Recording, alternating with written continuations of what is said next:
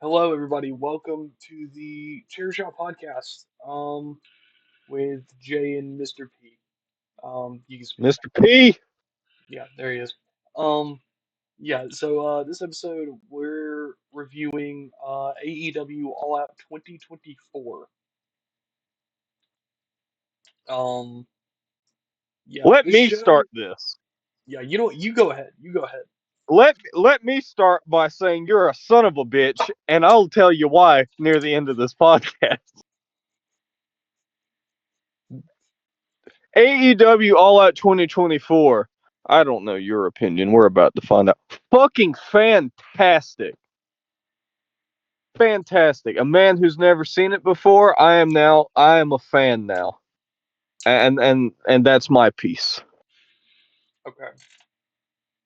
Um, yeah, I agree. I did thoroughly enjoy this show.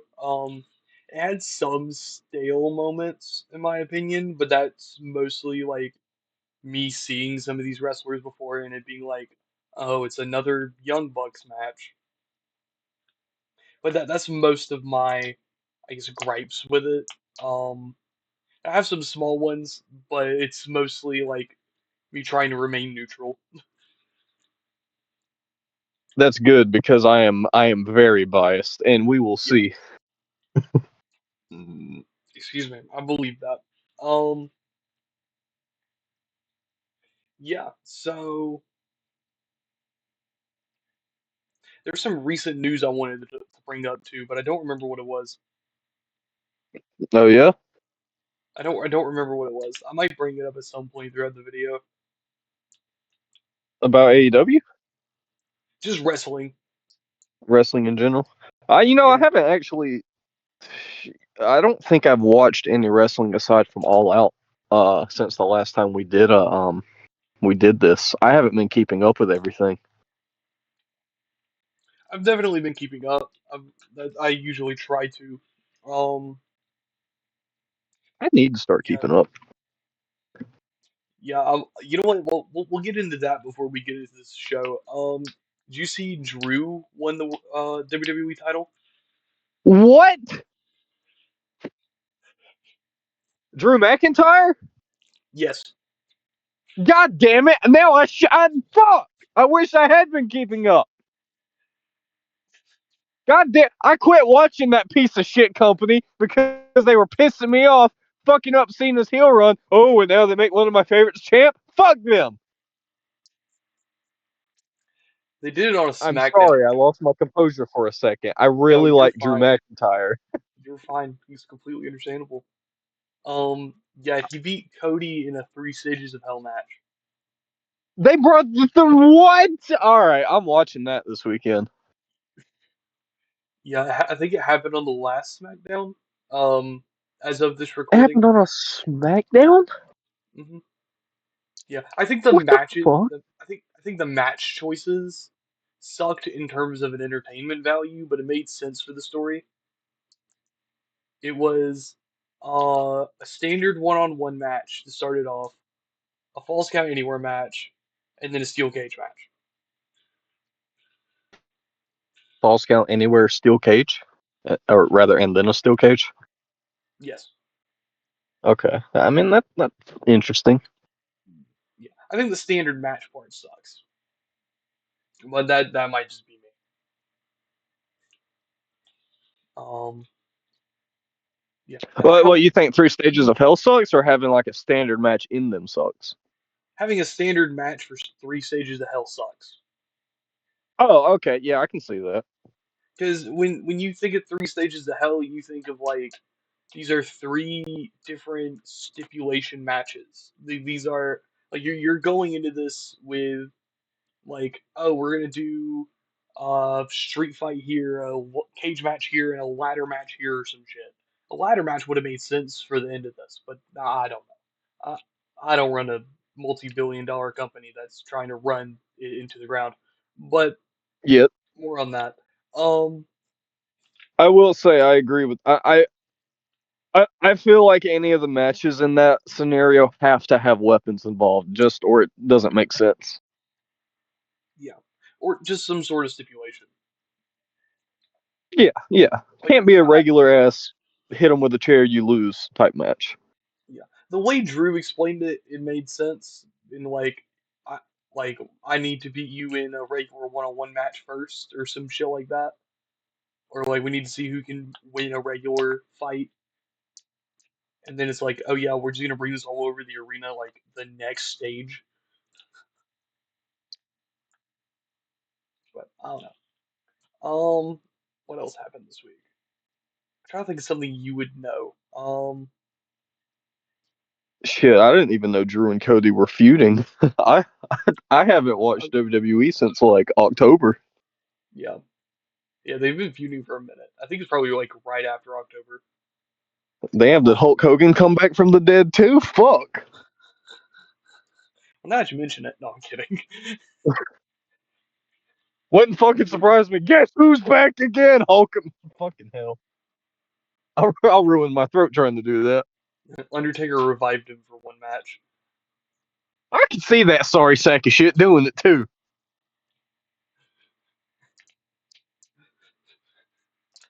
Let me just introduce you guys to a friend and more importantly, a mentor of mine. I'm bringing him back for one last show. Ladies and gentlemen, the Hulkster.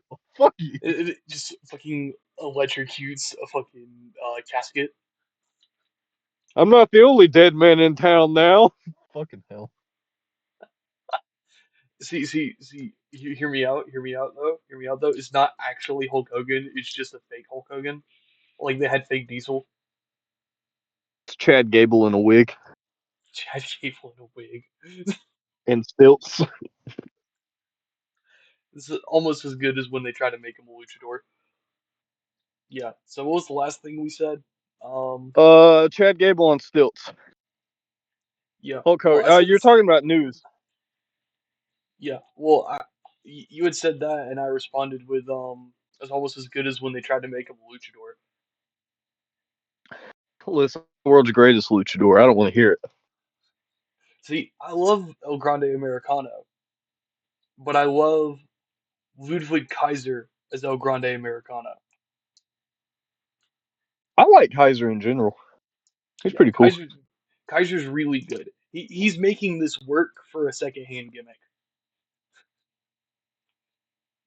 Speaking of foreigners, did Gunther do something recently? I saw his name pop up on Twitter, but I don't remember what it was. He's in a feud with AJ right now. AJ So I guess, Styles? Oh shit! no, Lee. I thought that motherfucker retired. No, AJ's supposed to retire this year though. God damn it! Well, let's hope his retirement tour goes well. Yeah, I hope that they don't do this retirement tour shit every single year because that's gonna get really annoying. I doubt they will. I don't know. I wouldn't doubt it. I probably only did it for Cena because he's like the biggest fucking star the company's ever produced, probably bigger than Hogan. Yeah. And Um, AJ, as great as he is, just isn't that much of a household name. In wrestling, he arguably is, but outside of that, nah. that's a fair point. Um, trying to think if there's any other news. Oh yeah. I don't know what website this is on, but uh, Corey in the House, the DS game from 2008, is now number two on the top games of all time.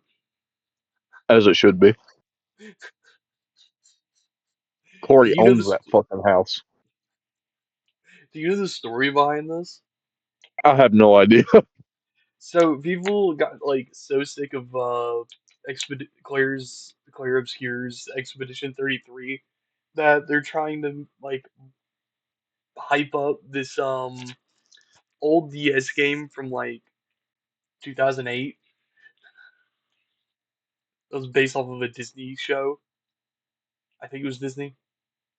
Yeah. I remember the show. I didn't know it was a game. Yeah, I didn't know either. I don't know. Might have to play it. Fuck it. If you play it, I'll play it. Do I get to play as Frustrating. Corey or the house? Well, the name of the game's Corey in the House, so I would assume it's Corey.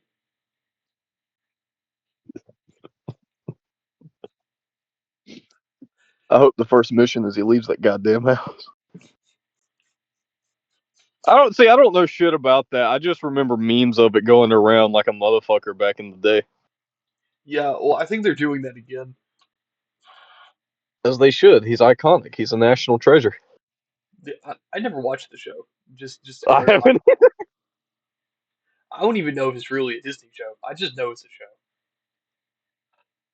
Players help Corey Baxter stop an evil toy maker from hypnotizing Washington, D.C. with mind controlling bobbleheads. Is this the plot of the game? Yeah, gameplay involves stealth, solving puzzles, and using gadgets to sneak past Secret Service agents and retrieve the bobbleheads. Bro, it's got a 5 out of 5 on eBay. Oh yeah, no shit, they're memeing the hell out of it. I'm not surprised by that. I mean, While it has a cult following and is known for its high user scores on sites like Metacritic, professional reviews are mixed, with some critics finding the gameplay and humor lacking. Okay, so some people with no sense of humor don't like it. yeah, sounds like IGN. Bro, it beat out Metal Gear Solid 3. What the fuck?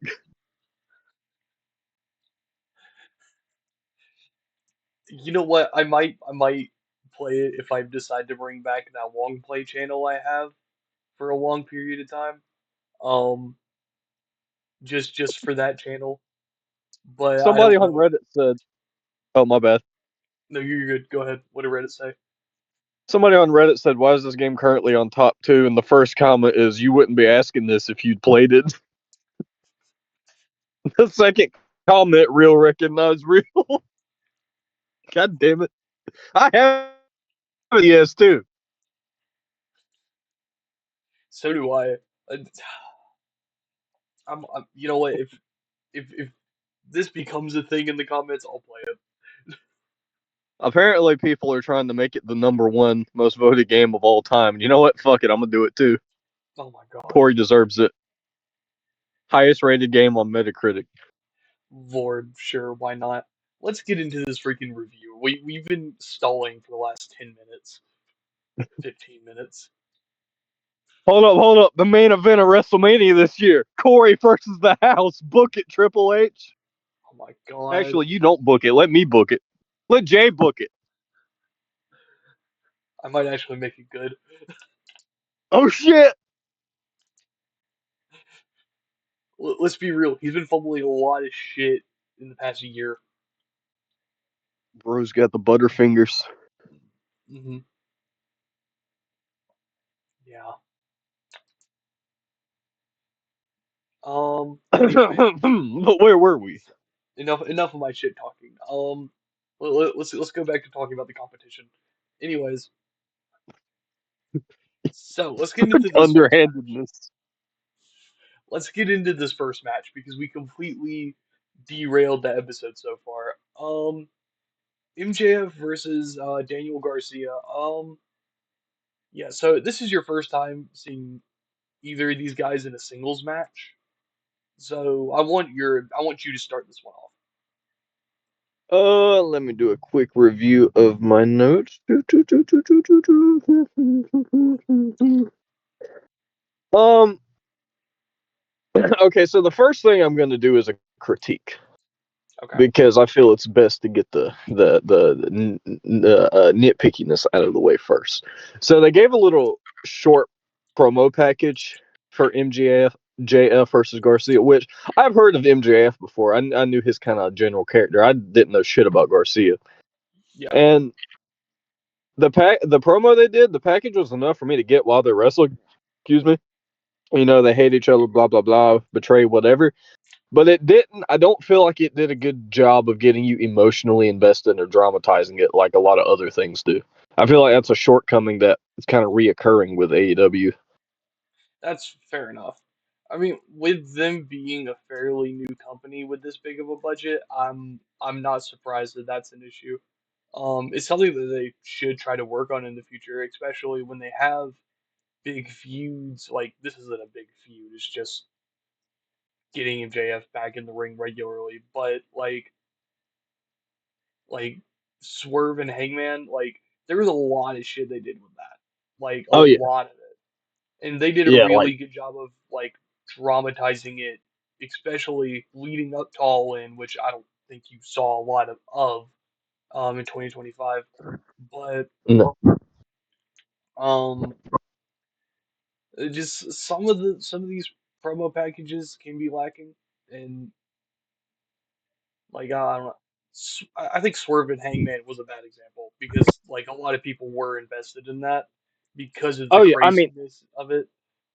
even I was. I didn't know shit about it, but then they were talking about how fucking, and we'll go into it more later, I'm sure. But Hangman burned his fucking house down or some shit. I was like, oh god damn, they're about to kill each other. Oh yeah, oh yeah. Which we'll get into that in a minute. Um, Yeah. yeah, I I enjoyed the pre match package for this match though. I think it did good of people who were like, oh, let's watch this. I don't know what about wrestling. Let's fuck it, why not? It got people understanding what was going on here. Yeah, yeah, it Um, did the bare bones, which is, yeah, excuse me, which is more than a lot of people would do. So yeah, it's just like a nitpick thing. It didn't I hurt the get it. match at all. It just could have enhanced it. Yeah. Um, yeah, so starting off with Garcia jump starting it, like MJF being mid pose and then Garcia just trying to kick his ass. Oh yeah, he jumped that motherfucker like Yeah, money. I was kind of taken aback. I was not. I wasn't even sat down yet when I started the match because I thought there was going to be a bunch of intro opening fluff, and then he just gets jumped. I'm like, oh shit, shit, they're fighting already. Damn. yeah. It kind of happens like that sometimes. I think it happened at least once or twice during the show where it was just It like, happened a oh, they're couple times. fighting Yeah. already. It happened in the main event too, which again we'll get into. Well, main event, it's unsanctioned, so it doesn't count. But anyways, this next note from me is more of like a general booking note from the last couple of years of MJF. I'm kind of glad they gave him length in between his first and second title reigns because they had him as the world champion in 2023. Um, I don't remember who he beat. I think it might have been Moxley. Um, but Damn. If that's the case, I have to watch that because I could never imagine that motherfucker beating Moxley. They have to yeah, pull some weaselly shit to beat him. oh yeah, he definitely did.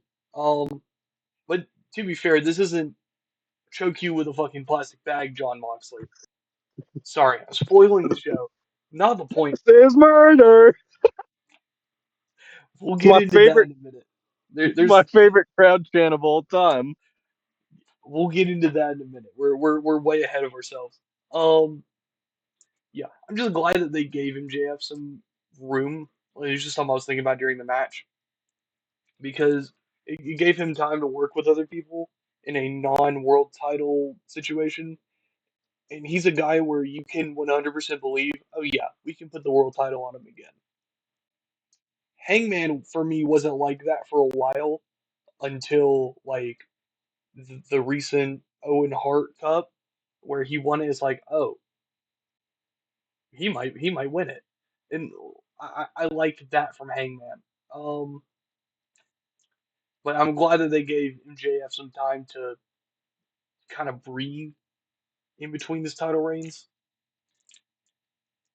I understand what you mean. I don't really like whenever people lose a title and then it happens too much for my taste. They lose a title and then they get it right back like a couple weeks, a couple months later. Yeah, because MJF lost this like right at the end of 2023, and he just won it back like last month. See, So that's that's solid. That's a solid gap. That's time to yeah, grow as a wrestler and character. yes. Um, there's a really nice suplex reversal to the outside that I really liked, where they had him Oh, and they went back and they went on the outside. Yeah, I wrote down in my notes, holy shit, backward suplex motherfucker shit over the top rope. That was beautiful. The way MJF whiplashed, like, his whole body, that shit took me out. I was like, damn, that motherfucker's out.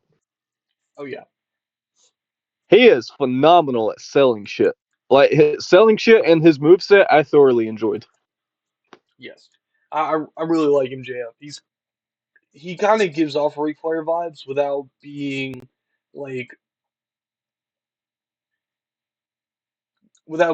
like Ric Flair. You know what I mean? He gives me like a Ric Flair, The Miz, and Stone Cold Steve Austin mix. Stone Okay, let's Cold, I let's can't explain. I don't know why. Maybe it's just all the middle fingers and shit talking he does. But the other two, I'm sure you can see. yeah, I can see the other two. Um, yeah, Garcia kind of gave me 2011 mid Carter vibes from this match. Yes.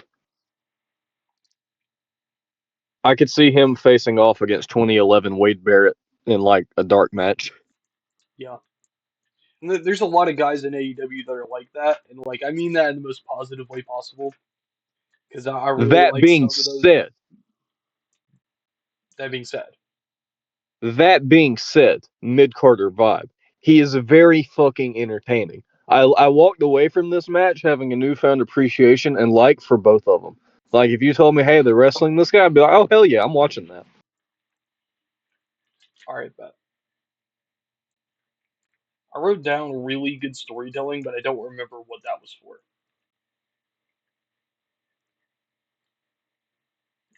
I wrote, um, let's What'd see, you write down? let's see. I wrote down a fucking novel for this show. I loved it.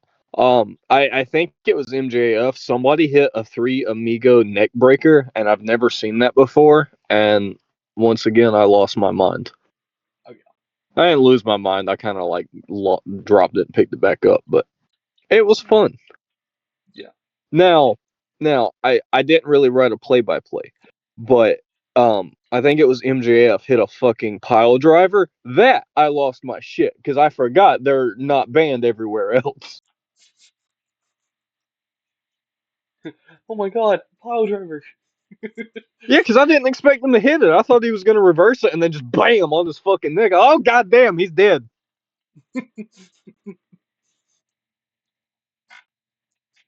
Yeah, there was a really good butterfly armbar by MJF.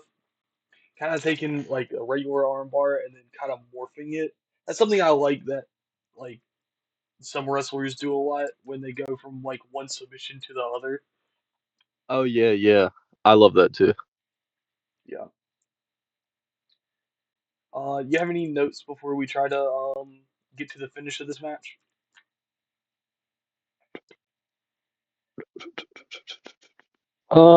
Okay, so one thing MJF did that impressed me is he jumped off the top rope. He landed like on his, well, he didn't land on his feet. He like jumped off on the top rope. Garcia caught him and then he hit like a fucking sunset flip in one fluid motion. They're not the biggest guys, but they're also not the smallest. So that Yeah. was like, holy fuck, that's really impressive athleticism. And then whenever Garcia fucking started hulking up like a modern day Hogan, and then he got eye poked, and then MJF just raised his hand to the crowd like an asshole. I loved it. It was beautiful. He's just a smug asshole. Yeah, normally. That is kind of the appeal of the guy. No, I understand it. It's awesome because I was getting behind Garcia. I'm like, oh yeah, he's about to kick his ass, and now he can't see. Fuck, Sound like you're marking out over there. man, fuck Mark Briscoe. What did Briscoe do? I don't fucking know. Might kill me with a butter knife. That motherfucker's crazy. Fair point. Anyways, getting to the finish of this match. There's a roll up from Garcia, and then MJF kicked out of that roll up, low blowed Garcia while the ref wasn't looking, and then rolled Garcia up for the to pin him. I like that finish. Yeah. Overall, I'd say this match is a 6 out of 10 for me. Um, like it had some good moments, but it wasn't like jaw dropping. No, it was paced weird. I think it was kind of slow.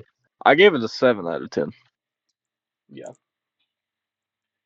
Um, After the match, Garcia got revenge after Max tried to fake him out, trying to go for like a handshake, and then tried to go for the low blow, but he caught his leg. And then just fucking knackered him right in the sack. Like that motherfucker, he's never having children again. That was a nasty low blow. I fucking cringed when I saw it. I was like, damn. That's the type of nutshot you give to someone that like stole your girl or something. Like damn, or like took your life savings. That was.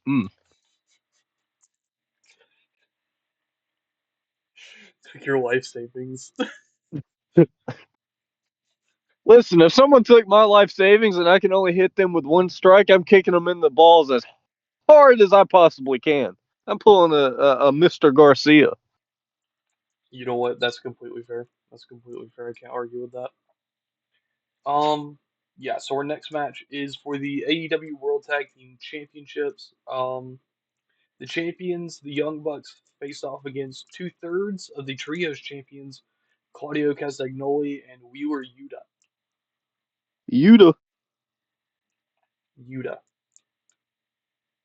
Utah. That's a state. I will say I like the Young Bucks entrance theme. I didn't really know what to think of them. Going into this, I've never seen them wrestle. Their entrance music won me over. Yeah. I will also say, before we get into the match, I got to give my very high quality, esteemed takes.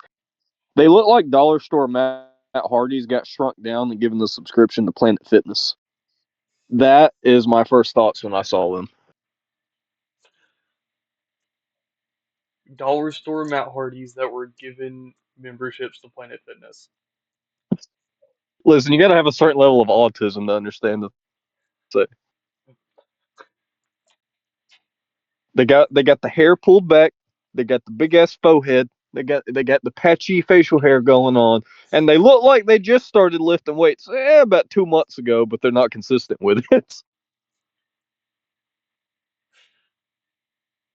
You're not wrong, but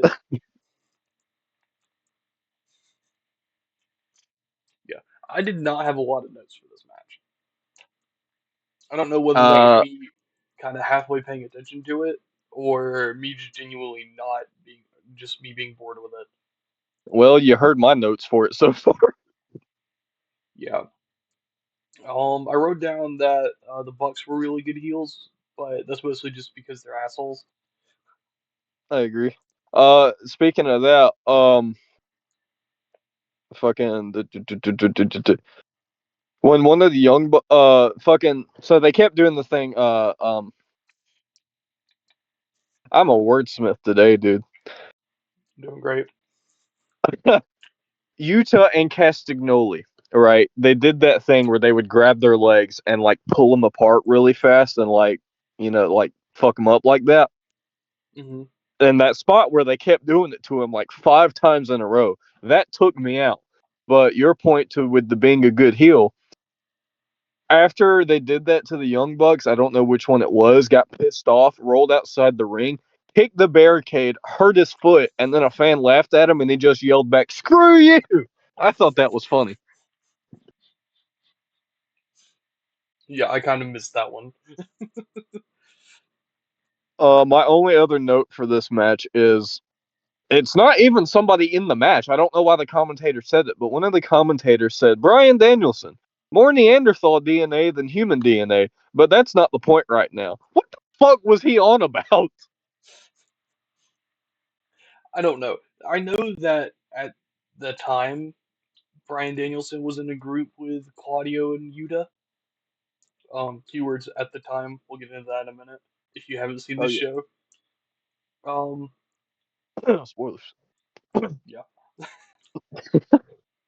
Um, there's a really good play on one of the Young Bucks moves. The season this is where they have like they're holding the guy and then one of the Bucks flips and like does some sort of splash onto him. But instead, this time they had Claudio throw one of the Bucks into the other Buck. I don't remember Yeah, who did yeah, what, yeah. but yeah. Overall, it was very cookie cutter Young Bucks match. Like you, like they did their flippy shit. They did their kicks. They hit the notes and they won. It wasn't a bad Mm. match, but it wasn't a good match either for me. Oh, yeah, yeah, totally not. Yeah, it Match was a 4 sucked. out of 10. It What was was a your 4 rating out of for the 10. match? 4 out of Four? 10. Oh. Mm. Just a little bit below mid.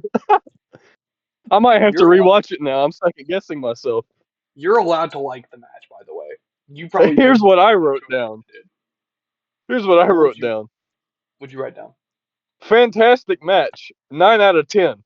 Loved the finish, and it took me by surprise. Cesaro, I call him Cesaro because I'm retarded, hit the uppercut and went to throw Yuta, but he landed on the guy's knees and got rolled up while the other held his feet down. The disbelief in their faces. The Young Bucks win.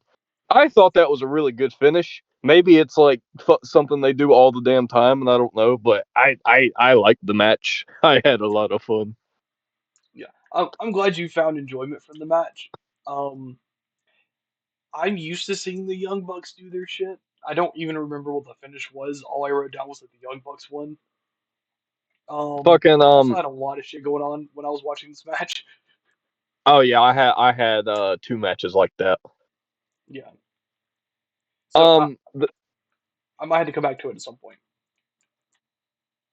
I think they went to do that splash thing you were talking about. Um, Whether the I guys wrote hung it on the down ropes. weird. Yeah, fucking Castagnoli threw the guy. He threw. I think it was. Yeah, he threw Yuta, and he was gonna like do a splash and then win. But the Young Bucks held his knee up, and when the guy landed on his knees, he quickly like grabbed his neck and then rolled him up in the pin. And then the other Buck grabbed Castagnoli and like held him in place. I think so. He just had to watch him get pinned. But I remember clear as day that they were fucking shook, like they can't believe they lost, and I couldn't either. I thought they were gonna like fucking squash the Young Bucks. Yeah, I thought they were like jobbers. the Young Bucks. Yeah, which I think they're the champs, but I didn't really pay attention during entrances. That's on me.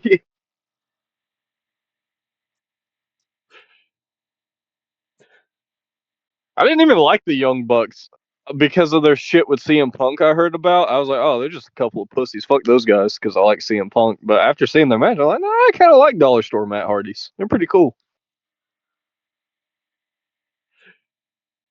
Okay, okay, but they were announced as the EVPs and the tag team champions. I didn't know what the fuck EVP stood for. I thought that was a Pokemon or some shit. Okay, moving on to the next match. International Championship match between Will Ospreay and Pac, Oh, formerly known as Neville. oh man. Tell us about Alright, this match. I can't tell if that's good or bad. Well, well, you'll see. All right. Well, my first note was that this is going to be a high flying classic. And then my second note was, oh shit, it's Ricochet.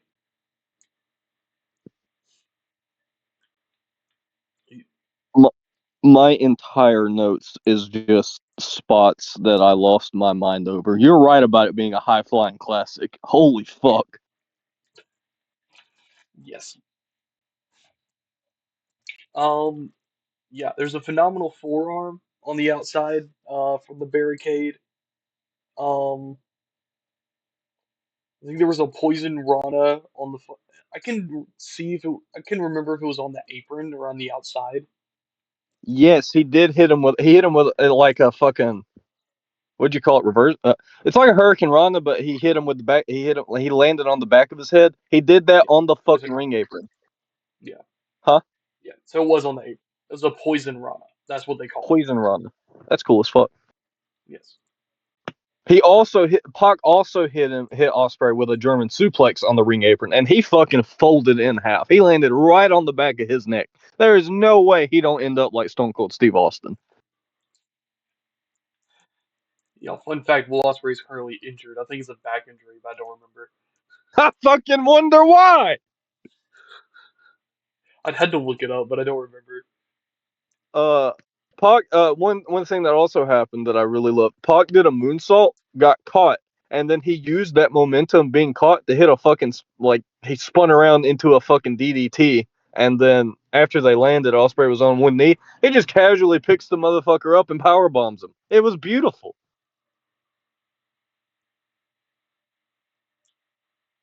Yep, I agree. Yeah. So do you know? So do you know what they refer to as the brutalizer? That move is a submission. I remember hearing that. I can't see it in my head. Yeah. So it's kind of similar to MJF's like butterfly armbar, but he had the arm around the second arm and kind of had it like a label lock type thing. Yeah, Yeah, I said that was a tough move. like good or bad. Like good. Oh, I agree. It looks nasty. Yeah. Oh yeah. Um, the hidden blade into the cell was awesome. I don't remember. Oh yeah, he had hit the move and then he had sold it like he just fucking died. What move was that? The hidden blade is it's where he has his arm and he kind of like slices him. Because it's typically like he's running. Oh yeah. I know what you're talking about. Yeah, that's his Yeah, and then finisher, right? it's one of his finishers, I think. Okay. I know what move you're talking about. Yeah. I don't know the names of any moves. Yeah, I know they said some of them. So my next note, I couldn't remember what all they did. So my note is okay, or the note is the cutter into storm. Oh fuck, that's a lot of reversals into each other. Yes, I wrote down the entire sequence. If I we're talking about the same one, I wrote down every single step of it. that's amazing. I'm glad you did that. I didn't have the patience for that. I think so. It like started off when he did that what the fucking running slicey move or whatever. Hidden blade. Okay, he did that, and then it ended up in a backslide pin, that kind of roll up. Then Mm-hmm. okay, I didn't add a lot of detail. Pac kicked him, and then he kicked him in the stomach, and then ran to the ropes. Will Ospreay followed him, and then kicked him in the stomach. Uh, and then did some kind of weird fucking like backflip that also kicked him in the face into a shining wizard. Then he runs towards Pac, and Pac sidestepped him. Will Ospreay bounces into the ropes, and his back is towards Pac. Pac hits him with a German suplex. Um, what the fuck? Pac runs to the ropes, and then Ospreay catches his arm, does a backflip, and then picks Pac up for a power bomb. He goes to slam him, but then Pac reverses it midair into a Hurricane Rana into a fucking pin count that I swear to God was 3, but was more like 2.998. It was absolute fucking art. It is my favorite wrestling sequence I've ever seen in my life. And I explained it like a dumb fuck, but if anyone has not seen that match, you need to watch it just for that spot right there. It was like 15 seconds of pure fucking like artistic chemistry. It was beautiful. Yes. Do you have any other notes before I say the finish and give my rating? No, my next thing is also the finish. So yeah. All right. You know what? I never let you do the finishes. You can do the finish. Uh, okay, I don't think I actually wrote down the. Okay, no, I did. Okay. Uh, Will Ospreay hit him with a fucking Styles Clash, which took me out. And then, what'd you call it, the Hidden Blade? Mm-hmm. And then while Pac was dazed, he got up on his knees. Ospreay hit him with the Hidden Blade, and then he got the 3 count. Now, I will say, I was expecting Pac to kick out. I thought it would take a little more than just that to take him out. But overall, I enjoyed every single second of that match, and the finish wasn't. I liked it. I gave the match a 9.75 out of 10. You're really high with your ratings. I was gonna say 7 out of 10. I only gave it that because I wanted to win. I think that might be my favorite match I've ever seen. That's fair. Now, of course, I really like the high flying style, and I also think they have incredible chemistry together. And I already like Puck. Now, of course, I'll have to rewatch it to see if it was just like fucking beginner's honeymoon phase or whatever. But yeah, I loved that match. It's completely fair. My original rating was 6 out of 10, but then I was like, you know what? That doesn't do it justice. We're gonna give it 7. 6, 7. I'm a very big fan of. Okay, so as we will see with one of these matches, I fucking hate rest holds, and I hate matches that are slow paced with rest holds. I love fast paced, energetic matches that are just reversal, reversal, counter, counter, flippy, flippy, slammy, slammy. I love that shit, and that's all this match was. That's completely Plus, fair. I thought Will Ospreay died like 17 times during the match, landing on the back of his neck.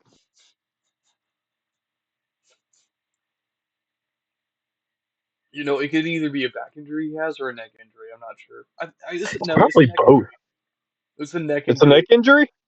Yeah, because he was. I remember he said that he talked to Edge, aka Adam Copeland, about it. I mean, it's not hard to see why with his style, but I can't blame him. I Yeah, I would wrestle the exact same fucking way. yeah. I mean, it got him over. It made me a fan. I didn't know who he was. I mean, I'd heard his name, but now, even though I like Pac and wanted him to win, Will Ospreay made me a fan to where I was like, you know what? I'm not mad about it. I know Um, it's the meme that what is it, Dave Meltzer or Jim Cornette, whichever one it is, that like gives Dave everything a Meltzer. 5 and 6 star. Yeah, Dave Meltzer.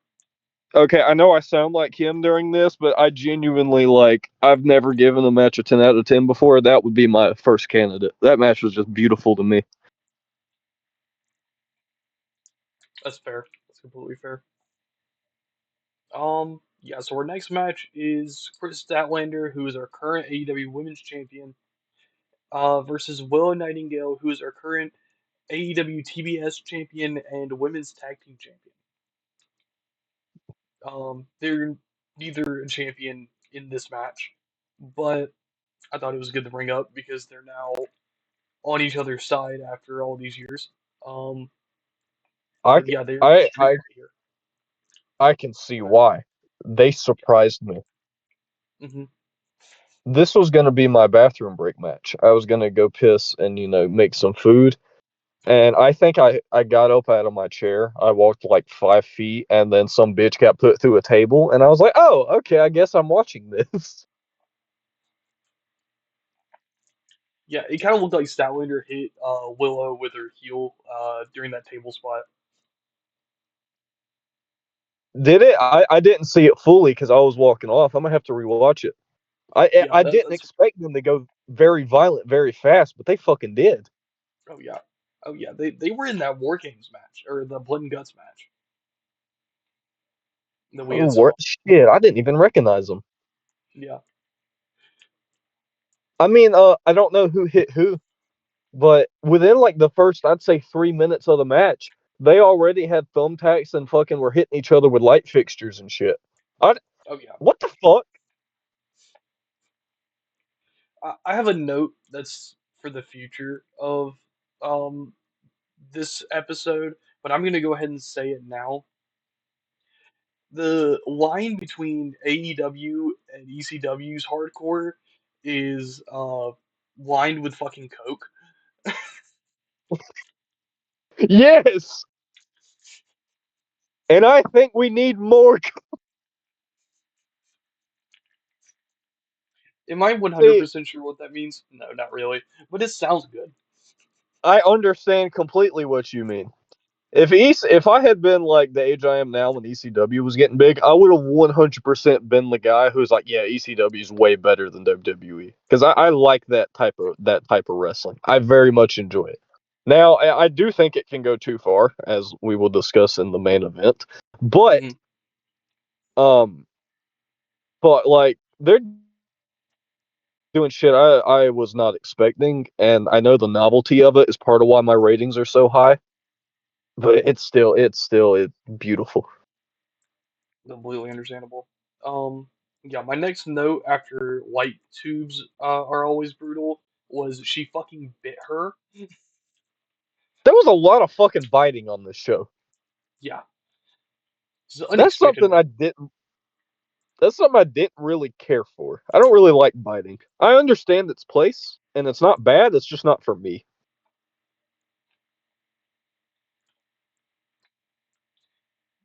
Yeah, I think Willow had hit Chris with a Death Valley driver onto the tacks. There's also a Spanish fly in the middle of the ring from the top rope. That I was not expecting that. Yeah. I think The moment Statlander. where Oh, you go ahead. Sorry. each of them like wrapped the chain. They had a chain in the ring, and that each chain had like a little thing to wrap your wrist around. And they each girl had a wrist wrapped, and then they just stared at each other, and then willingly started duking it out. I thought that was awesome. Yes. Do you have any other notes?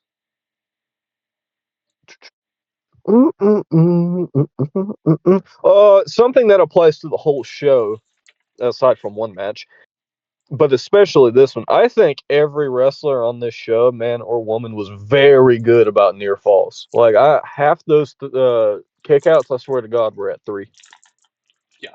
2.974. That's what it was. Yeah. That's how it feels a lot of the time when you watch an AEW show. I'm be honest.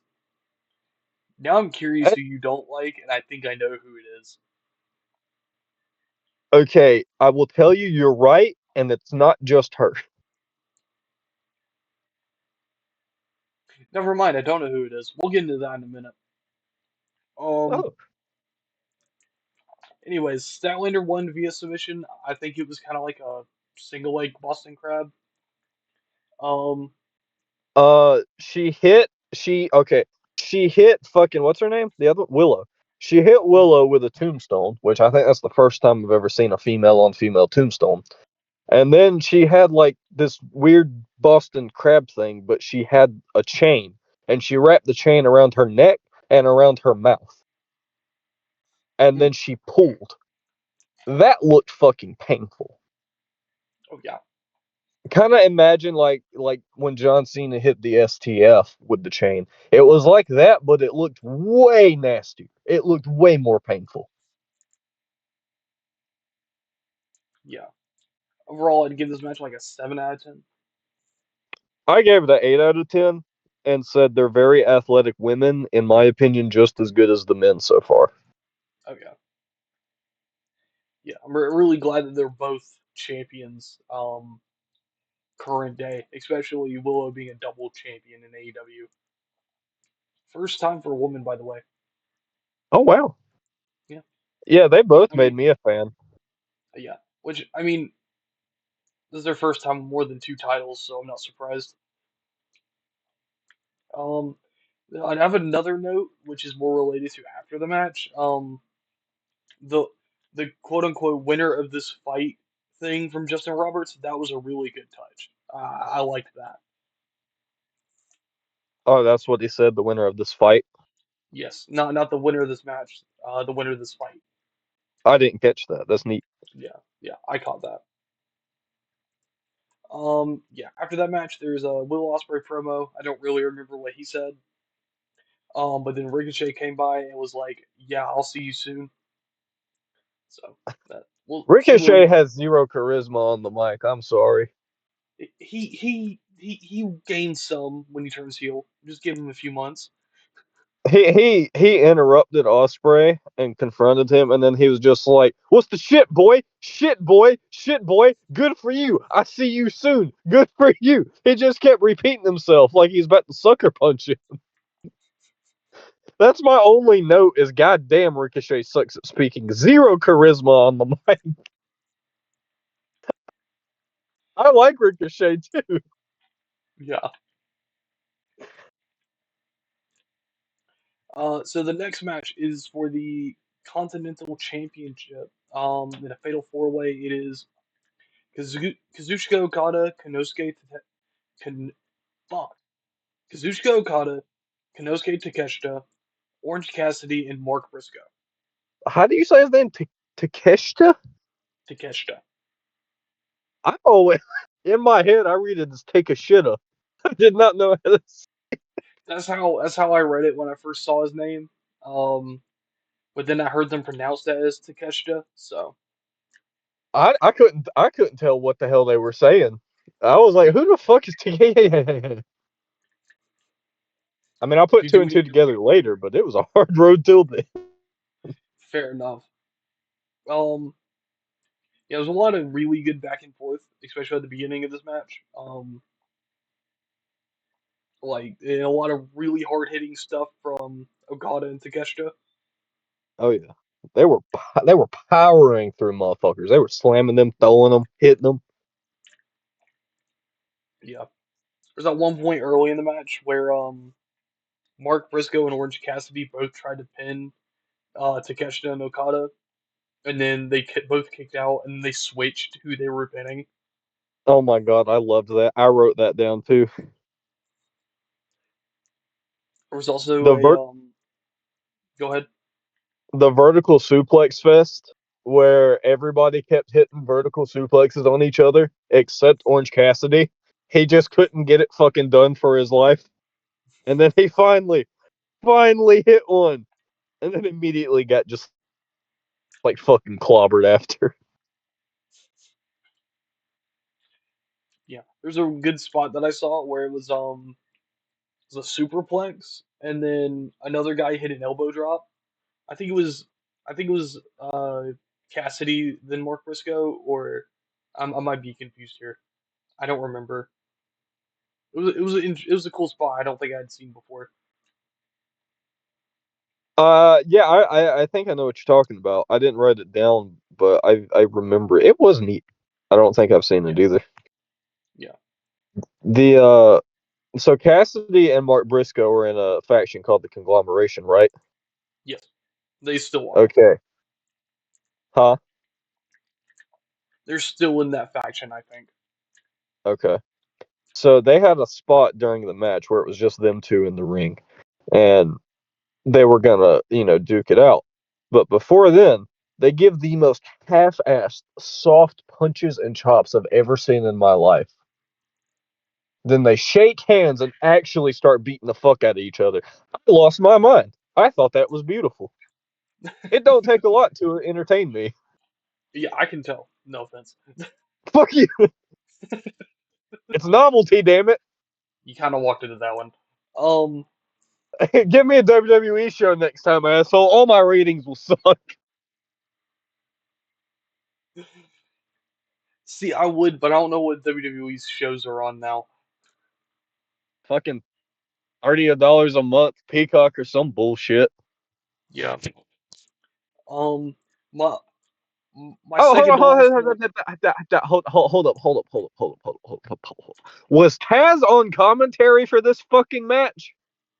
Taz is on commentary for the entire show. I fucking knew it. I heard his voice and I wrote it down. It sounds like Taz is on commentary. I thought it was Excalibur. And then later in the show, they were like, and here's Taz, and, someone else will mention who's a legend. And I was like, holy fuck, I wonder if that was him earlier. Yeah. Taz is a G. Um. Oh yeah. My second to last note before the finish was I love that the middle finger is over for Okada. Oh, yeah, Where that took me out. yeah, I guess it's because of his lack of English that it's just like yeah, let's just give him a hand sign. Fuck you. I mean, that says all it needs to. It worked for Stone Yeah, Cold. I mean, not wrong, but yeah. You have any notes? Mark Briscoe made me a fan. I've heard of his name, but didn't know nothing about him. He made me a fan during this match. For him, I wrote he's fucking hilarious, and I described his style as being a screaming comedic barbarian style. I want your opinion on that. Yeah, it's kind of accurate, actually. Yeah. You're That's all not I get. wrong. He was just like friendly, comedic, but violently bipolar barbarian man. And I loved every Yeah. second of it. He didn't seem goofy. Like, I mean, yeah, he was comedic, but he didn't seem like a goofy pushover like the fucking Viking Raiders used to be, or at least how I saw them. I know they were champs or whatever, but um, yeah, he made me a fan.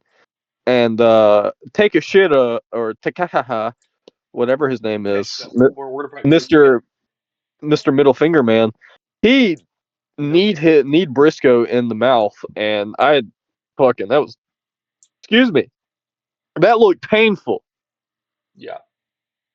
Um, middle finger man is not Takeshita. What? I thought it was. Oh, did I get them Yeah. mixed up? It was Okada. You're getting Okada and Takeshita mixed up. Okada is the champ, though, right? In this Yes, match, walking into it. Okada's the champ. Yes. Okay. I thought okay, Takeshita's bigger than Okada, right? I think so. I And don't I remember. thought I thought it was the bigger of the two that did the middle finger. That's my bad. Yeah. Takeshita has the long hair. Yeah, yeah. Yeah. Okada did the middle finger. Did Okada invent the Okada driver, or is it just a coincidence? I don't know what the Okada driver is. I might have just made it up, but I swear to God, I saw it in a wrestling game one time. I'm gonna have to look into that. I don't. It depends what wrestling game, but I'd have to look into that.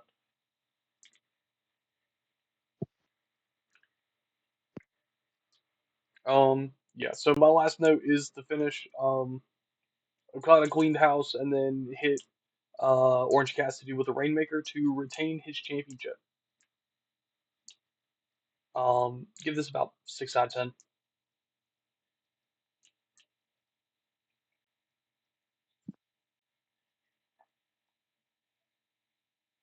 Oh, okay. And Okada taxi operator. I'm retarded. It might also be a wrestling move, but Okay, that's what okay. popped up on Google first. You said that word before. I need you to stop with it, please. What? I don't know what I said. But Darn. for the match, did you already say the finish? Yes, I gave the match an 8 out of 10. I had a lot of fun with it. fair enough. Um, Next match. I think this might be one of the people that you said you hated before. Hate's a It is. strong word. We said you didn't like. It is for the Not TBS strong enough. championship.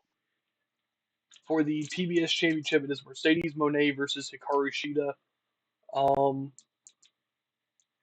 yeah, it was a pretty fun match. I really like the TBS title design as compared to I the TNT title. I agree. I thought I would hate it because when they announced TBS, I was like, what? And then they showed, but I liked it. And something I can say about this match, I thought the promo was very solid leading up to it. It was brief, but it was impactful, and they let someone like me understand the gist of it enough. Yeah. The belt always gives me like Intercontinental title vibes, Really? mostly because of the blue, like mostly the blue from it. I can see that. Yeah. Um, yeah. Mercedes kind of went for Sheeta's knee right away, but then they kind of did nothing with that throughout the match. So that was kind of weird, but I don't know. Um, Sheeta had Monet in kind of like this sharpshooter type of move. And then when she got Yeah. up the ropes, she was kind of like hanging from those ropes, just like get me out. The match, you're right about that. The match did start pretty weird, like with the circling back, the knee thing and then not doing anything with, they acted like they were gonna target, like do limb targeting, and then they just never did. Yeah, which I It always was find interesting. It makes for a good story. See, I usually hate limb targeting because it like fucking it's all they do and I want to see more. But when they started it and then didn't go through with it, it pissed me off to where I was like, do it! Just do it! Why would you not? It's such a good It's point like, for the story. yeah, it's like being in a real fight and you're about to fight some dude and then you just like don't put your hands up. You just drop your hands and stand there. Fight back. Do the smart thing. Don't just. Yeah. Yeah, that was very frustrated. I was very frustrated during this entire match. Really? I I thought this match had a very weird pace and move set. They they seemed to start off like they were already tired, and that kind of was weird to me. It's not really something It I could just be picked up their from, styles. but yeah, possibly. Yeah. I noticed this like halfway through the match that Hikaru Shida had like cat knee highs, like her socks. Oh yeah, yeah. Um, yeah, most of my points are just like Monet plays a good frustrated character, and I think Shida deserves a championship, like in the women's division. Um, That's something I didn't think I would say. Is I agree. Monet's character work is top tier.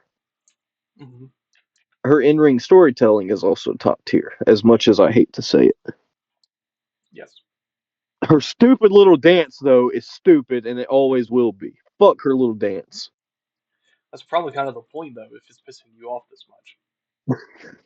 God damn it, I'm falling for it. Hmm. They had this one spot where I don't know who started it, but one went to Irish whip the other into the turnbuckle, and then the other reversed and went to throw her. But then she reversed her and threw her, and I swear they went back and forth like 6 times before finally one of them, I think it was Monet, got her face slammed right into the turnbuckle. And that fucking one thing about the turnbuckles in this ring I noticed is they shook very violently in all the matches. Oh yeah, There's a lot of give with those turnbuckles. yeah, yeah. There very much is.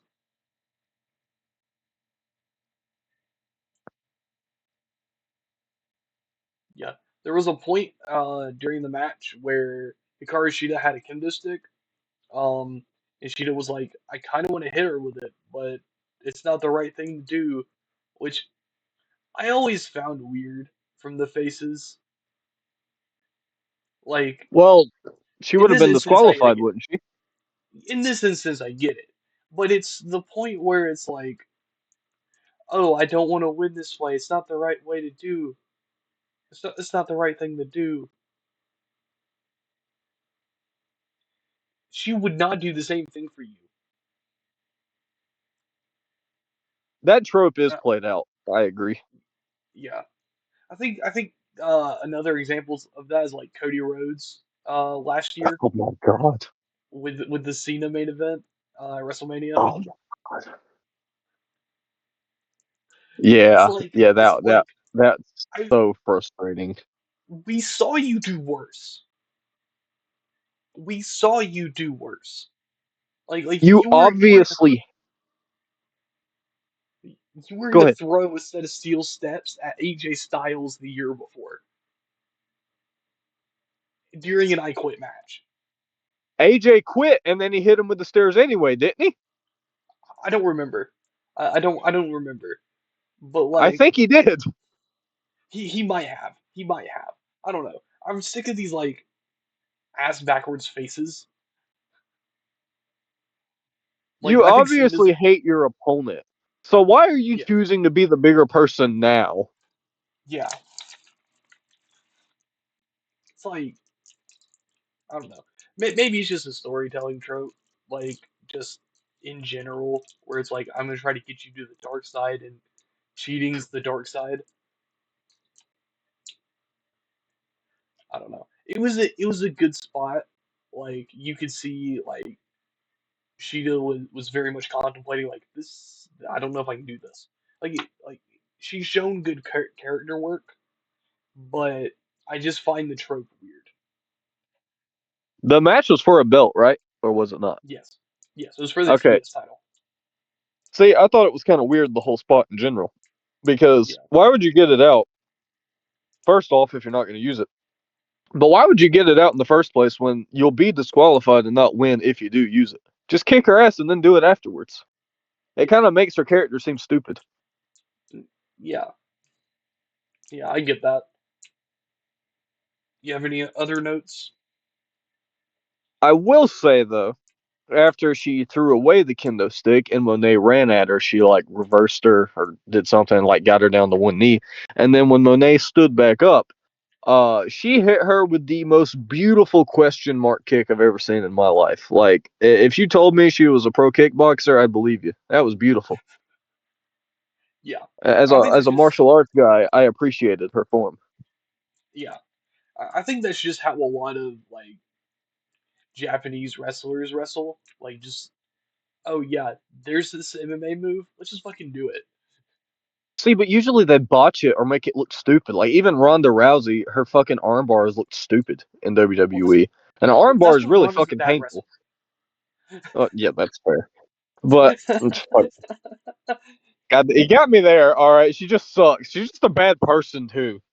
Yeah, she pissed me off so much. She cut like a whole hate promo like online talking about like oh this shit's so fake. Why am I even doing this? You know Kane's not even from hell. She's such a sore loser and has a victim mentality the size of Jupiter. Yeah, She was fucking exiled from the MMA fan base for acting like a little whiny cunt. And then the WWE fan base or wrestling fan base did the exact same thing to her, and she blamed them too. Like, bitch, if everywhere you go your shoes smell like shit, maybe or it smell like shit, maybe it's your damn shoe. yeah, like And she was given a golden spoon in WWE. She was given yeah, a golden spoon of opportunity and still fucked it up. like she was put on a fucking pedestal. Was given the Brock Lesnar treatment, like in terms of like oh yeah, you get so and so matches every fucking year. Like I think she her third match was winning the fucking women's title. The female Goldberg. Yeah, She could have been undefeated for 10 years and had the highest merch sales. You know, fabricated, of course, and no one likes her, and she still would have found a reason to bitch. yeah. At least they tried to take their time with Goldberg though. At least Goldberg looks like he'd actually hurt somebody. Yeah. Well, I mean, Ronda could hurt somebody Not now. though. Not now. I mean, she hasn't trained in years. Anyways, Shit. Yeah, I could dog on Ronda all day. yeah, but we are off topic. We are off topic. We need to get to the finish. Um, yeah. The So Ronda rant is over now. yeah, Ronda ran. We're done with Ronda. Um, yeah. So I didn't know this was what the moneymaker was for one of her finishers. It's kind of like a gory special into like a GTS. It was rather odd. It wasn't. I don't want to say it was odd. It just caught me off guard because that doesn't look like one of her moves. I But it, didn't it think. looked good. I'll rewatch it just because you said that, but I thought it was odd looking. Fair enough. But it might have just been because it was her doing it. Yeah, your bias or whatever. Hmm. I love Mercedes Moné. She's my third favorite female wrestler. Who's your first two? I couldn't tell you. I'm just talking shit. Oh my lord. Anyways, I gave this match a 7 out of 10. I don't think it was a bad match, but I did. I gave it a 4. Fair enough. I gave it a 4 or 5 out of 10, and it wasn't just because it was Mercedes Monet. It was because of the pacing and the rest holds. There were so many submissions and rest holds and slow paced moments. It felt like to me. That's fair enough. That's fair enough. Well, I want your opinion on it. What was is that a true statement or is that my bias peeking through? I'm, I mean, it was a little slow. I'll give you that, but I don't see a slow match as necessarily bad. You know I what I mean? don't either because one of the double main events was rather paced and it was enjoyable. It's when you're slow paced and it never I don't know, it just never really felt like it took off to me. Yeah, Or like her finisher when she hit the moneymaker, I didn't think she was going to win off that. I mean, I kind of had a feeling, booking wise she would, but like match wise, I didn't think she should have. I thought it could have drug out a little longer. fair enough. Fair enough. All right. Uh, first main event. Um, technically last if we're going by unsanctioned rules. For the AEW World uh or Men's World Championship or just World Championship wasn't called the Men's World Title at this point. Brian Danielson versus Jack Perry. Um, With Jim motherfucking Ross on commentary, baby. which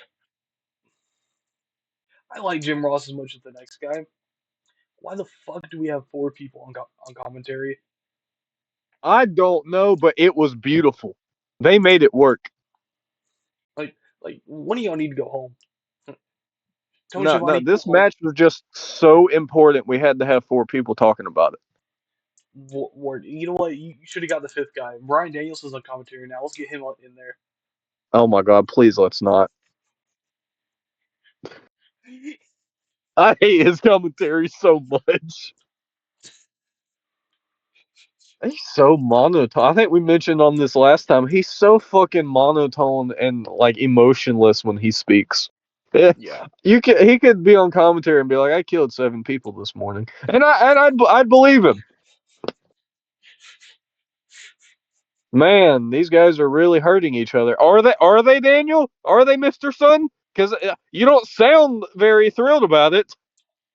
Let's give Oh him boy, some I can't grace. wait to see who wins this. Shut the fuck up! Like Let's give him some grace. He's still new to this role. he'll pull a Tom Brady. He'll find his voice. Or yeah, hopefully. As some pre-match notes, one of which being, I really like how they sometimes do this champion versus champion match for the world title, like just the world title, not a title for title thing. Because it makes the world title feel bigger. Like I don't, it, for some people it might make like the TNT title feel a little diminished, but I don't feel that way personally.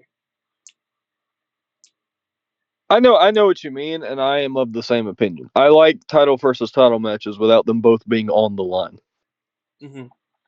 because you don't need that. Yeah, Not everybody has to be Ultimo Dragon. Money. yeah. Well, she's losing her titles now. Well, yeah, my prediction is becoming true. We just need to give her some chance to be on the indies and lose her shit. Um, yeah. My next note is that I love the custom TNT title. I forgot that he did that. Jack Perry. Um, you do know what TBS and TNT is, right? They're I know TBS is and TNT are both at one time. I don't know if this is what they have it as, but they're TV channels, right? Like broadcast networks. Yes, those are the broadcast networks that they're on. I just wanted to make sure you knew that because you questioned the TBS thing earlier. Well, yeah, because like, I was like, what the fuck are they doing with TBS? Like, I didn't know they had a thing, Yeah, like a whatever. yeah. But then when They it came started. out, it'd be like WWE having a fucking Spike Championship back on SmackDown. But I Or feel like sci-fi. TBS and TNT work because they have the initials. Yeah, yeah. I know they started off with TNT, with Dynamite, and then they switched to TBS, but they still had another show on TNT. Um, but yeah, my third note before the match even started was an hour and a half for two matches is insane. I But also I but also thought that, and I was like, "Damn, well, this is about to be good." yeah, I and was then right. after the match, I was like, oh yeah, that's why I forgot about that. Oh yeah, yeah, yeah. hmm That was. See, um, I did not know. Well, we'll get to that. yeah, um, yeah, I know you didn't know that happened. I knew that happened. I just forgot it was on this show.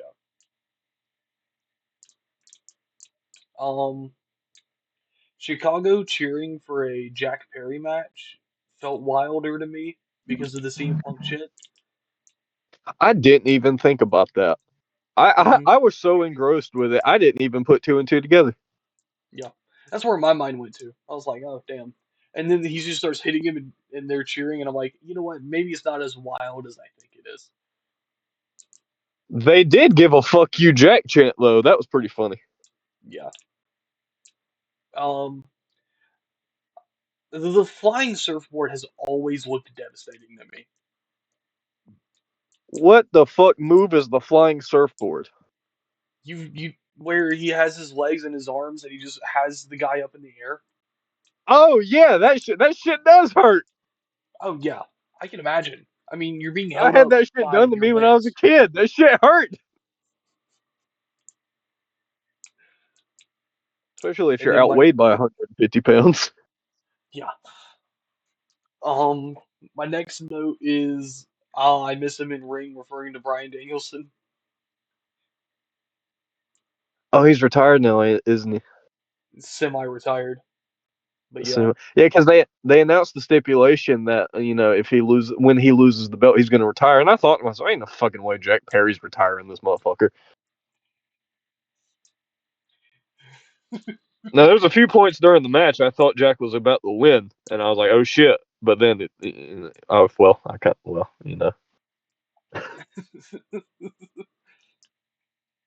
um, See, I don't, there's ki- I don't know who semi-retired him. It could be Jack Perry for all I fucking know. no, it's you'll I'll explain in a minute. Gonna be Um, Swerve Strickland. no, he beat Swerve for the belt. Yeah, no, that's why I said that. I did catch that during the promo. Yeah. It's like a chain wrestling, and then they switched up into the like label lock. I thought that was pretty neat. It was. I Um, agree. Da- Danielson hit a butterfly suplex. I think it was to the outside of the ring, and it reminds me why I don't do this. Uh, See, I had the complete opposite reaction. I saw that and I went, "Damn! I bet that's fun as fuck." That shit looks so fun. Are you fucking psychopath? Um, Hey, I went to the Mick Foley School of Wrestling. Put my ass through flaming glass tables. I'll be happy. no, I'm good. I'm good. I don't need to go through glass. Completely off topic, but dude, when I was a kid, we used to like wrestle on the trampoline and shit, and we did get like ladders and tables and chairs and shit involved, and it was fun as fuck. I got pushed off a ladder several times. Yeah, I believe that. That goes to mind for me like every time I step on a ladder. Just like, No, I've never been slammed on one, but like I do have a ladder. If you ever if you ever get a wrestling ring, I'm down. I will let you know. I will let you know. Um, yeah, I still have more notes, but do you have anything? Because I'm doing a lot of the talking here. Before the butterfly suplex to the floor, while they were standing on the ring apron, Brian Danielson would kick him in the chest, and the crowd would go yes, and then Jack would chop him, and they'd go no, I thought that whole exchange of kick versus chop, yes versus no, I found that very entertaining. Yes, yeah, I agree. Anything on the ring apron, I love because they just don't do it a lot Yeah, at and it kind of in gets the other crowd companies. involved. Yeah, It's just like, oh, hey, these guys are like right next to me. If you're in the and I ring think it somewhere. was after he rolled him into the ring from the butterfly outside the ring. Brian yells in his face, "You want to be tough?" and then just kicks his fucking arm like twice, and then just fucking kills him with a kick to the teeth. That was fucking mean. Yeah, There's no need for that. yeah, he's mean as hell during this match. Fucking, I'd be mean too if I was a vegan. Damn. Um, Jack Perry had like standing next to Brian Danielson while he was on the ground. He said, "You're disappointed in me. You only care about yourself." I was like, "Shit, that's I rough." wondered why he said that. Because, I'm like, not in the 100% promo, they showed Brian with his wife and kids. I was like, well, clearly he cares about somebody. That's just me being an asshole, though. Yeah, so Brian Danielson to kick the ref, um, and then tried to kick Perry in the chest before the Bucks came in to stop it. Then Cesaro and Yuta, or Claudio and Yuta, came out to get the Bucks out of there. See, that's one of those moments where I thought Jack was about to win. I thought it was going to be the classic WWE interference to a win. Yeah, which there wasn't, thank goodness. Oh, yeah. That match would have been a 3 out of 10 if it was. Oh yeah, yeah. One thing I will Um, mention, too, is Jack put Brian in basically an SDF. And the commentary called it the snare trap, which I think is a badass fucking name for a finisher. oh yeah. This is a really good finisher name, like for submission.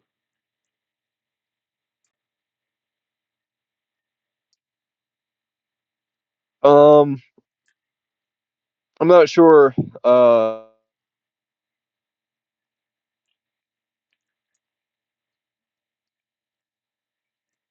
Is kind of dazed in the corner, and Jack walks up to him, and he just straight up fucking slaps him right across the face like he's his bitch. And then Brian just kind of fucking wakes up like he just saw a ghost, and the crowd immediately, "You fucked up! You fucked up!" And Brian starts walking him down. I about shit myself.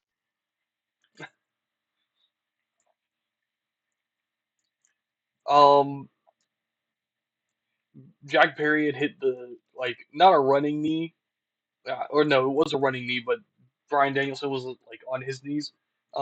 But Jack Perry hit him with a running knee, and then he went for the knee strike again. But then Brian Danielson had reversed it into his knee. And I have two analogies for this. For how Jack Perry sold this. Do you want the wrestling reference or do you want the funnier reference? Give me the wrestling reference first.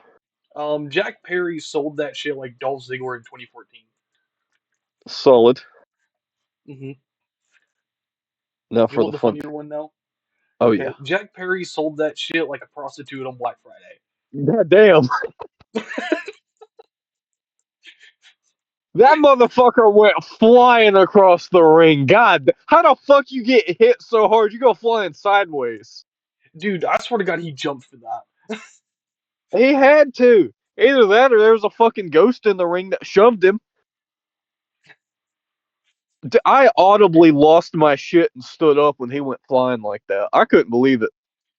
I was just like, holy fuck. The man Um, gravity forgot. Fuck that. This is the man's physics forgot. That's not how a yeah, human body moves. no, no, it's not. Um, Someone get yeah, I that think man a goddamn EMT. so. After that, Danielson kicked Perry in the chest several times, and then Perry Hard. invites Danielson for one final knee for the win, and then Danielson retains. 8 out of 10 match. Anything you'd like to say? You gave it an 8 out of 10? Hmm. I was debating between 7 or 8, but my official write down was a 7. On a rewatch, I'd probably give it an 8. It Fair made enough. me a fan of Jack Perry, and it was strictly because as Daniel was doing his yes chant in the corner to set up the running knee, I Hmm. noticed that Jack kept was like, are they just gonna have him stare at him and eat the knee anyway? And then when he stayed on his knees and did his little pose welcoming it, I was like, all right, I'm a fan now. This guy's cool. Hmm. This is a badass. Yeah. Which Yeah, in that single moment won me over. yeah. Which in hindsight, I think that was deliberate by Jack Perry. Like that was where the match was leading up. He was going to let him do that anyway. Because there's a connection between Perry, the Young Bucks, and the Death Riders after this. But we'll get into Oh, the Death Riders in a minute because we need to explain that first. So I have a bunch of notes. Do you have anything you want to say? well, you'll probably have a more organized summary of events. Mine was just kind of utter confusion at everything going on. Oh, that's completely fair. Um, so my first note is it's the final count. It's the final countdown. In all caps. I'm questioning why Luchasaurus is there. Then it's like, oh, the fatherless are fucked. It's Christian.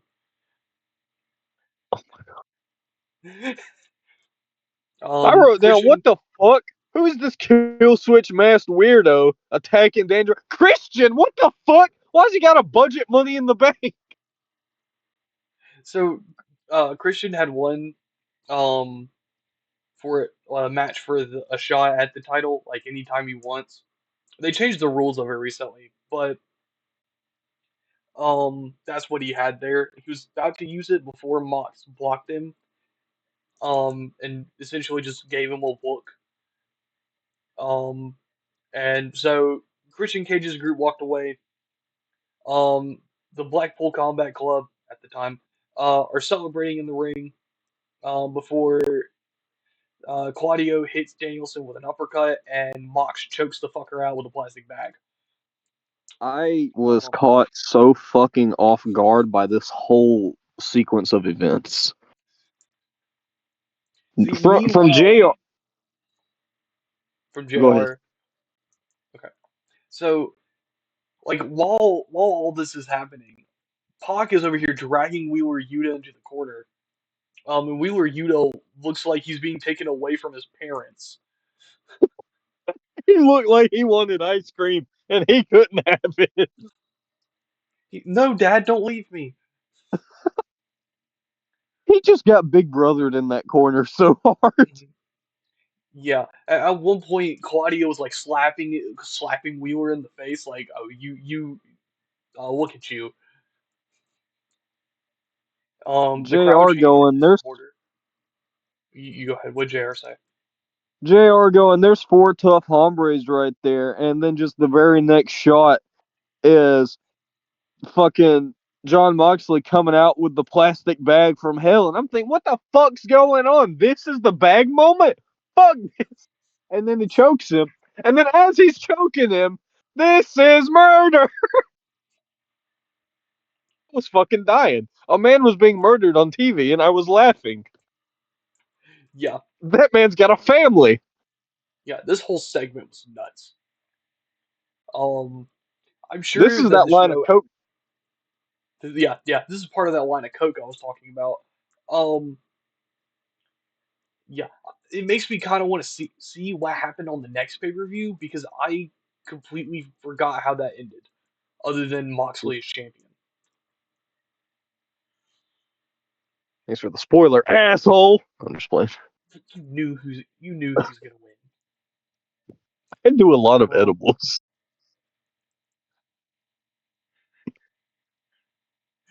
Anyways, yeah. So after that, there was a promo package for the official main event of the show, which is an unsanctioned steel cage match. What they called it, lights out steel cage match. Um, between Okay, Swerve I have a Strickland gripe. and Hangman. Hold on. Between Swerve Strickland and Hangman Adam Page. Go ahead. I have a gripe. They say this was unsanctioned, right? Yes. Okay, then why the fuck, when a steel cage was lowered, did the bell ring, signifying a match is being sanctioned, and there was a referee in said ring? That sounds pretty fucking sanctioned to me. Well, someone has to count the pin. See, I have an opposite gripe actually. Okay. Okay, so now I love this match to clarify, but an unsanctioned steel cage match feels very counterintuitive It does. because the idea behind a steel cage match, in any sense of the word, is to keep these fuckers locked in, right? Right. So then you have an unsanctioned match, which means that your name is not attached to this. Anything that happens in that ring is not liable by you. So why would you then sanction it by adding a steel cage? See, when you say unsanctioned cage match, to me it just sounds like you're locking two motherfuckers in the pit and they gonna fight to the death.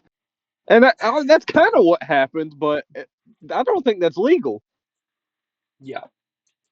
Um, but that's most of my gripe. I just think I just think it was strange on my It's kind of like they were.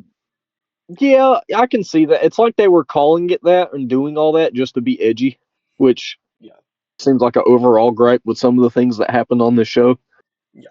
Like I think an unsanctioned match between the two of them would be good. I don't know if they've done that before and they just wanted to add the cage just for extra effect because this is their third match together, like one on one. Um the one before this, Swerve tried to hang Hangman. Um, I'm not surprised. There's nothing um, more wrestling than trying to hang a man named Hangman. yeah, yeah. Um, but I don't know. I don't know. I still very much enjoyed this match. Swerve's house burning on the Titantron was tough as hell from Hangman. Like, It was damn. beautiful in a fucked up way. I Yeah. was like, what? They're burning houses down? Oh, yeah, yeah. I I remember I remember Triple H breaking into Randy Orton's house. I guess he's fucking lucky he didn't set a match to it first. Yeah. They rung the bell and then they tried to like have the cage crush one another before Prince Nana was like, "Yeah, you fuckers need to get in the ring." He just straight up shoved them. I thought they were going to get crushed. They were going to have a Seth I Rollins incident and almost get murdered. Yeah, I was wondering too. Um, Swerve stapled a photo of his own family to Hangman. They wasted no time with this match. The No, steel they didn't. cage lowered. They stood up. They slam each other, and then bam! Swerve pulls out a fucking stapler. Staples his back, which I was like, okay. I didn't think there was actual staples in it. Huh. Now his back starts fucking bleeding, and then, like you said, he staples his family to him. Not just anywhere though, to his goddamn face, near his eyeball. I was sitting there thinking the whole time, oh god, I wonder if they're gonna staple the face. Surely they're not gonna. Oh fuck! And he started bleeding from the face too.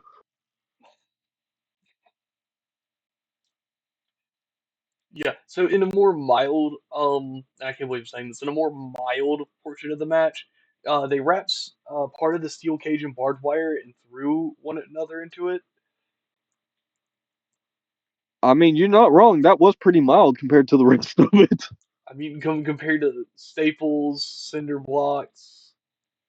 Oh my god, that's Oh Lord, we'll get into that in a minute. Hangman had tried to go for the buckshot lariat, which is him flipping over the rope into a clothesline. But he right. couldn't because of the room from the cage, and I thought that was like really good psychology there. It was funny. I thought it was funny how he goes to do it and then realizes he can't, and he's like, "What the fuck?" Yeah, that was a really good portion or point. The referee trying to add some sanity into the match was interesting. Okay, that pissed me off. Why? I thought it made no goddamn sense. Okay, for the listener, Hangman gets a steel chair. There's weapons in the ring. There's lots of weapons in the ring by now. Hangman goes to get a steel chair, and he whacks Swerve on the back with it. Typical chair shot. And then he goes to whack him a few more times, and the fucking ref literally put his hands on the chair to prevent Hangman from picking it up after he drops it eventually. And I was so fucking confused. I was like, "What the fuck? The Swerve got the ref on the payroll? Why is he pleading with him not to do it? It's an unsanctioned match." See, I think I think that was okay. I genuinely think that was an okay moment I because I, I don't understand it. okay, think about it from the referee's perspective. You have these two guys that absolutely fucking hate each other. They are trying to kill each other in the ring. You want to at least calm it down a little, where it's like, okay, we're all gonna go home tonight. So I've never seen a. from a referee's perspective, you gotta have some sort of sanity in that kind of stuff. See, but the thing is a, a ref is there to do that, yes, but I've never seen a ref physically stop a wrestler from using a weapon in a match that weapons are allowed. Yeah, That that to me came off as playing favorites. I know that's not how they meant it, but it was so confusing to me. Especially because he only did it for the steel chair to Hangman. He never did it with any of the other weapons, the previously mentioned cinder block or barbed wire. yeah. Which I see your point, but I also see where the storytelling is there. I think it could have been executed better. Yeah, I get what you mean. Um, yeah, my next note after that is, oh fuck, he's got a cinder block. Yeah, because where the fuck was the referee with the staples or the cinder block? What, you drawing the line at steel chairs? Yeah, there was also the stake that he stabbed him in the head with. Yeah, fucking piece of burnt wood house. What? And then my next note was the AEW and ECW's hardcore matches line is made of coke. Cause what the fuck? It is like Uh, I when they pulled a cinder block out of a box. All right, I don't know who packs cinder blocks in boxes. All right, but he pulled it out. What was it? Was it Hangman? Yeah, Hangman got slammed onto it first. His lower back hit it, and I thought, like, it was just a little. No, no, that block tore his back the fuck up. yeah, There is no gentle way to land on a cinder block. yeah. And that's why it's my new favorite wrestling weapon. I hope to see more of it. I'm sure you will see more of it in the future. Um, Oh, you remember when WWE had Rollins curb stomp Dean Ambrose onto the cinder blocks and they just shattered like they were made of dust? yeah, I remember that. That's what I thought would happen. I thought Hangman would get slammed and it just crumble to dust. I didn't know it was a real fucking cinder block. Yeah, AEW's crazy like that. I mean, I there's a mean, you have your employees getting in arguments over not using real cars with real glass. fuck. I mean, there's there's only one spot in this match I wouldn't take, but I will tell you, as fucked up as it is, I would take a cinder block spot. As much as it would fucking hurt. Yeah, I don't think I'm crazy enough for that. Have like some 7-foot monster like Kane just choke slam me on the cinder block where it hits all of my upper back or lower back. I'd do it. Fair enough. Do you have any more notes before I close off this match? Okay. When you close off this match, are you gonna bring up the weapon that I think you're gonna bring up? Yeah. I think Very you're right. cylindrical weapon. Yeah, the sharp one. Very, very sharp cylindrical weapon. Yeah, yeah. Yes, Take it away. that's a part of the finish. So Hangman took out needles or syringes. Um, I don't know what was in these needles, but he stabbed him in the face with them, and then pressed down on them. I guess at some point they were taken out, and then he took a chair and he hit him so fucking hard with the chair it broke, and he won via knockout. So I can tell the listener in detail to make it even grittier because I wrote this shit down because I was traumatized. He pulled Swerve's grill out while Swerve is on his knees. Then he takes a, as the commentary said, hypodermic needle, opens his mouth and shoves it like in his gums out through his cheek. And then Swerve is, like visibly distraught, shall we say. And I think Yeah, he makes it to his feet. Maybe he's still on his knees. And like a fucking battle axe wielding Viking, uh, Hangman takes a steel chair overhead and just cracks it down as hard as he can over Swerve's head to where it breaks and dents the fucking chair. I didn't know headshots were still legal. Fuck the chair. I'm worried about the man. I think he's dead. Yeah, and the ref called it off. It ruled a knockout.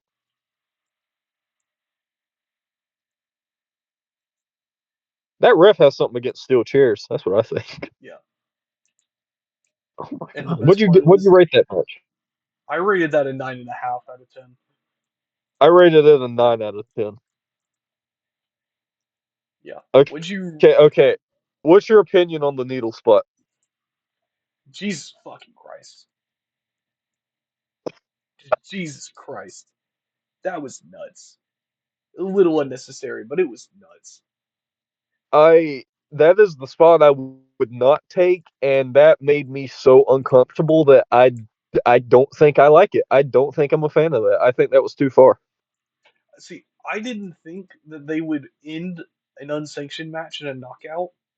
I thought they would have at least let him pin him, Well, but I had no, a they feeling just it'd be a knockout because the commentary said it could end in a knockout, and they were calling it a lights out steel cage or whatever. And I was like, oh, lights out knockout. They're gonna knock somebody out. yeah, I thought it was gonna be with the cinder block though, like the get hit in the head with your hands up type deal. I thought it was gonna be like that. yeah,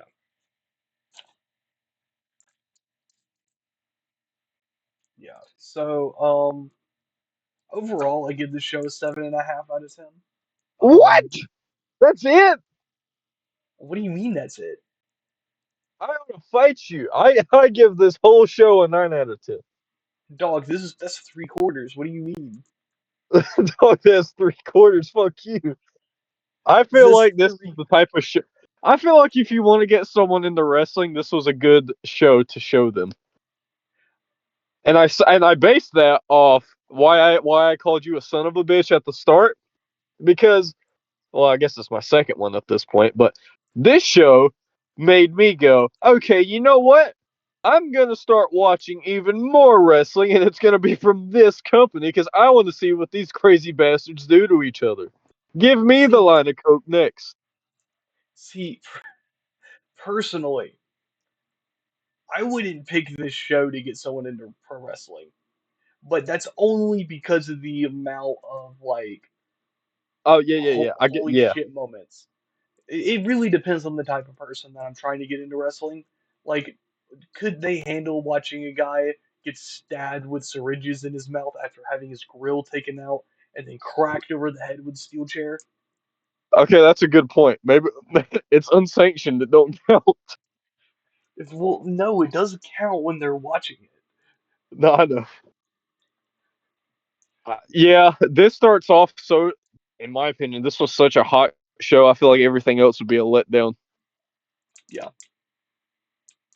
Be like watching a Japanese death match and then going to the fucking PG era, prime PG era, babyface Roman Reigns.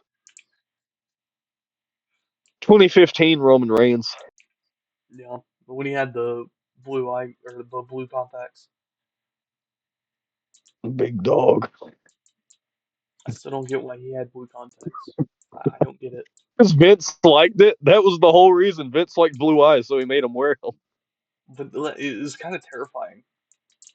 What? It's like that meme where they have the guy where the guy's like just has blue eyes, just like Vince I was a don't know. freak. Yeah, yeah, in more ways than one. Um, yeah. Do we have anything else to note before we finish off this episode? Uh, I mean, JR said he got hit in the face with a cinder block once, and I want to know the story of that, but I don't think that's neither here nor there. Yeah, I don't think we can get that out of JR anytime soon. Um, Yeah.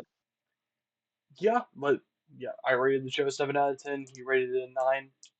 Um, yeah, I thoroughly enjoyed the show. Had a good atmosphere, good wrestling throughout. What do we want to do next time? I have an idea, but I want to hear your opinion. I came into this with a blank slate. I am excited to hear your idea, for I have none. Okay. There I am is void of a creativity. there is a YouTube well, I won't say specifically like most of their shows on YouTube. Major League Wrestling. It's It's called a Major League Wrestling. yes, it's a typical kind of indie show. Um, I figured it's something that's not AEW or WWE, so we can kind of remain more neutral. See if I can find a show. Um,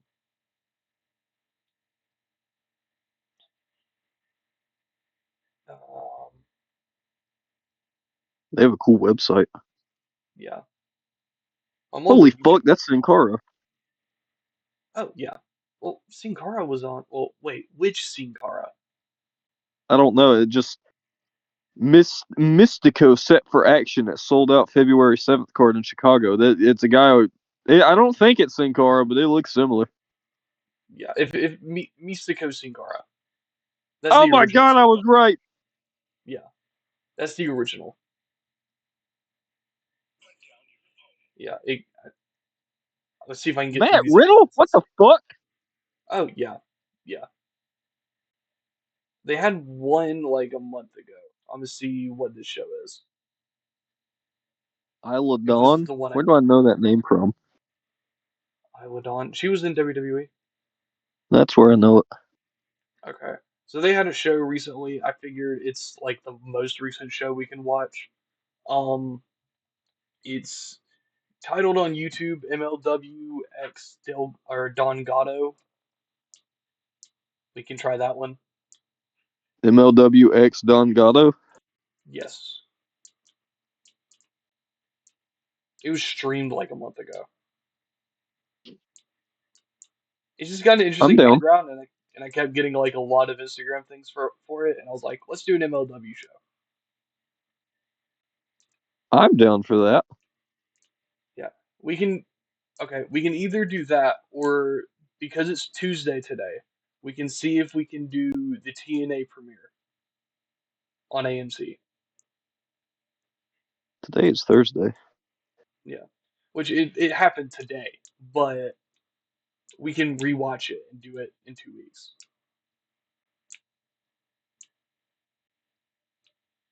I would assume that would be on Hulu. Let me check.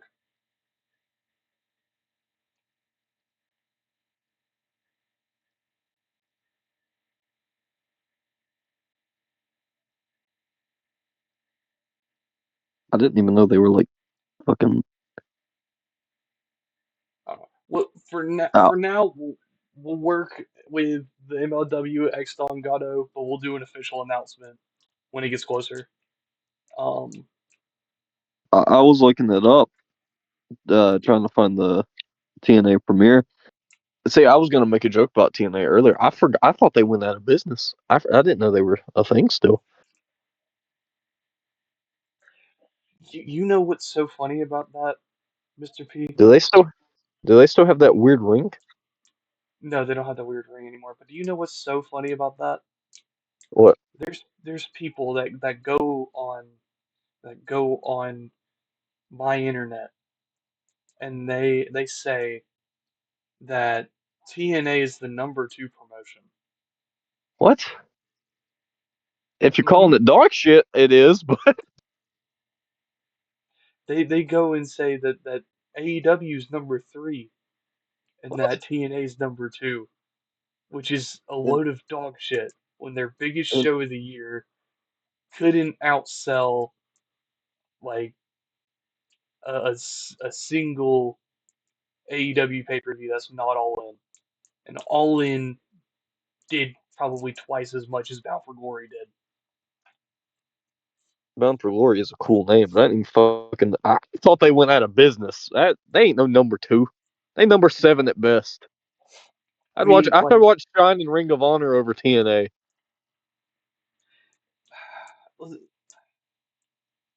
I don't know. Whoever said it's I, number two, I'll fight them. I I'll mean, wrestle them unsanctioned steel cage match. I'm willing to give them a chance with this AMC premiere, but they're kind of very they, they feel like a WWE development system at this point. But that you just made me laugh with that. That was funny to me. Um, What the fuck? any AJ Styles is there again? I think it's just him appearing. I don't think he's doing a match. But anyways, we've been doing this for way too fucking long. We need to close this out. We get sidetracked easily. We really do. We really do. And I have an hour and a half to do shit for school. So, yeah. I hope y'all enjoyed this episode. Until next time, we'll probably either do MLW X Gato or we'll try to do the TNA AMC debut. Um, we'll figure that out off camera and we'll do the official announcement for it if it's TNA. If not, just assume it's MLW. Um, yeah. Y'all have a great day. Mr.